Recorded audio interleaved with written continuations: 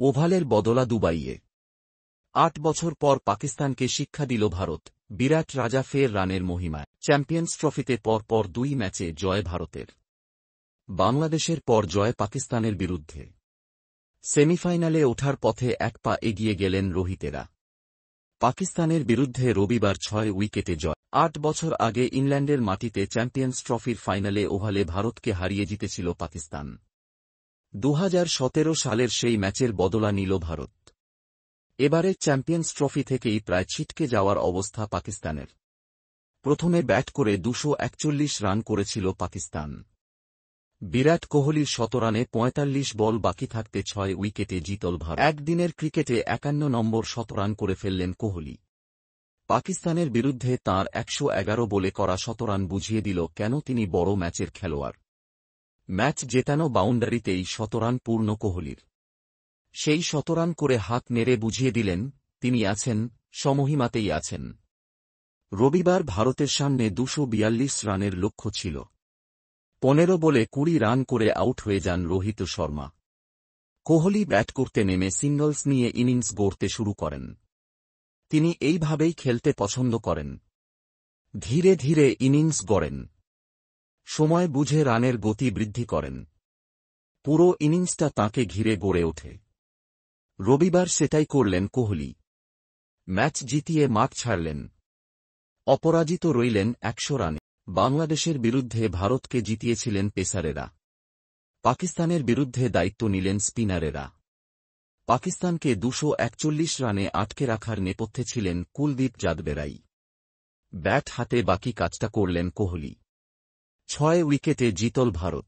Bharat Pakistan match মানেই উত্তেজনা তুঙ্গে। শুরুতে দুবাইয়ের গ্যালারির কিছু অংশ ফাঁকা থাকলেও পরে তা ভরে যায়। টিভি, মোবাইলেও খেলার দিকে নজর রেখেছিলেন দুই দেশের বহু মানুষ। কিন্তু ব্যাটে, বলে যে সমানে লড়াই দেখার আশা ছিল, সেটা পূরণ হল না। আইসিসি প্রতিযোগিতায় পাকিস্তানের বিরুদ্ধে দাপট দেখাল সেই ভারতই। নিউজিল্যান্ডের বিরুদ্ধে প্রথম ম্যাচে হেরে মোহাম্মদ রিজওয়ানেরা দুবাই এসেছিলেন। ভারতের বিরুদ্ধে হারলে প্রতিযোগিতা থেকে বিদায়ের আশঙ্কা ছিল। কিন্তু কোনো মরিয়া লড়াই দেখা গেল না পাকিস্তান ক্রিকেটারদের থেকে। টস জিতে ব্যাট করার সিদ্ধান্ত নিয়েছিলেন রিজওয়ান। দুবাইয়ের পিচে রান তাড়া করা কঠিন। সেটা মাথায় রেখেই পাকিস্তান আগে ব্যাট করার সিদ্ধান্ত নিয়েছিল। কিন্তু রান তাড়া করার ক্ষেত্রে ভারত যতটা সাবলীল, তাতে দুবাইয়ের পিচও খুব বড় বাধা হয়ে উঠল না। ঠান্ডা মাথায় রান তাড়া করলেন কোহলিরা। গত ম্যাচে ৫ উইকেট নেওয়া শামি এই ম্যাচে ছন্দে ছিলেন না। প্রথম ওভারে ৫টি ওয়াইড বল করেন তিনি। চ্যাম্পিয়ন্স ট্রফিতে এটি কোনো ভারতীয় বোলারের করা সবচেয়ে লম্বা ওভার। এর আগে কোনো বোলার ওভারে ১১টি বল করেননি। ২০১৭ সালে চ্যাম্পিয়ন্স ট্রফির ফাইনালে পাকিস্তানের বিরুদ্ধেই একটি ওভারে নবল করেছিলেন যশপ্রীত বুমরাহ। সেটি এতদিন সবচেয়ে লম্বা ওভার ছিল। শামি তাঁর থেকে আরও ২টি বল বেশি করলেন। তৃতীয় ওভারে বল করার সময় পায়ে টান লাগে শামির। ওভারটি শেষ করেই মাঠ ছাড়েন তিনি। কিছুক্ষণ পরে আবার ফিরে এসে বল করেন। কিন্তু সেভাবে দাগ কাটতে পারেননি। রোহিত শর্মা দলের সেরা পেসারকে দিয়ে পুরো ১০ ওভার বলই করাননি। ৮ ওভারে শামি ৪৩ রান দিলেও কোনো উইকেট পাননি। তাঁর অভাব ঢেকে দেন হার্দিক পান্ড্য। ৮ ওভারে ৩১ রান দিয়ে ২টি উইকেট তুলে নেন তিনি। হর্ষিত রানা নেন ১টি উইকেট। তবে পাকিস্তানকে চাপে ফেলে দিলেন কুলদীপেরা। ভারতীয় স্পিনারেরা মিলে ৫টি উইকেট নেন। এর মধ্যে কুলদীপ একাই নেন ৩টি। অক্ষর পটেল এবং রবীন্দ্র জাডেজা নেন ১টি করে উইকেট।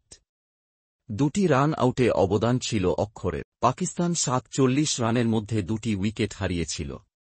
সেখান থেকে মোহাম্মদ রিজওয়ান ৪৬ এবং সাউদ শাকিল ৬২ মিলে ১০৪ রানের জুটি গড়েন। ভারত ১১ থেকে ৩৩ ওভারের মধ্যে কোনো উইকেট নিতে পারেনি। কিন্তু এই ২৩ ওভারে ভারত খুব বেশি রানও দেয়নি। সেটাই সবচেয়ে বড় কৃতিত্ব। দুবাইয়ের মাঠে রান তাড়া করা কঠিন। যদিও রবিবারের পিচটি ভারত-বাংলাদেশ ম্যাচের থেকে কিছুটা সহজ ছিল বলেই মনে করা হচ্ছে। তবুও প্রথমে ব্যাট করে কোনো দল যদি ৩০০ রান তুলে দেয়, তাহলে রান তাড়া করতে নামা দলের পক্ষে সেটা টপকে যাওয়া খুব কঠিন। ভারত সেটাই আটকে দেয়। শেষবেলায় শামি 1 ওভারে 2টি ছক্কা না খেলে আরও কম রানেই শেষ হয়ে যেত পাকিস্তান। রিজওয়ানদের 104 রানের জুটিটি ভেঙেছিলেন অক্ষর। দুবাইয়ে রান তাড়া করতে নেমে শুরুতেই রোহিতের উইকেট হারায় ভারত। কিন্তু 15 বলে 20 রান করে পাকিস্তানের চাপটা তৈরি করে দিয়েছিলেন তিনিই। রোহিতকে আউট করেন শাহিন শাহ আফ্রিদি। পাক পেসারের ইয়র্কারে ছিটকে যায় ভারত অধিনায়কের স্টাম্প। কোহলি নেমে শুভমন গিলের সঙ্গে ধীরে সুস্থে জুটি গড়তে শুরু করেন। তাঁরা 59 রানের জুটি গড়েন। গত ম্যাচে শতরান করা শুভমন এবারে 46 রানে আউট হয়ে যান। কোহলি বাকি দায়িত্ব নিজের কাঁধে তুলে নেন। কোনো তাড়াহুড়ো করেননি তিনি। শ্রেয়স আয়ারকে 56 সঙ্গী করে ভারতকে জয়ের পথে এগিয়ে নিয়ে গেলেন। খুশদিল শাহের বলে ইমাম উল হকের নেওয়া ক্যাচ ফিরিয়ে দেয় শ্রেয়সকে। যদিও সেই ক্যাচ নিয়ে প্রশ্ন থেকে গিয়েছে। অনেকের মতে ক্যাচ নেওয়ার পর বল মাটি ছুঁয়েছে।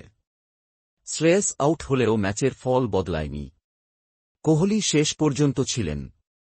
দলকে জিতিয়ে মাঠ ছাড়েন তিনি।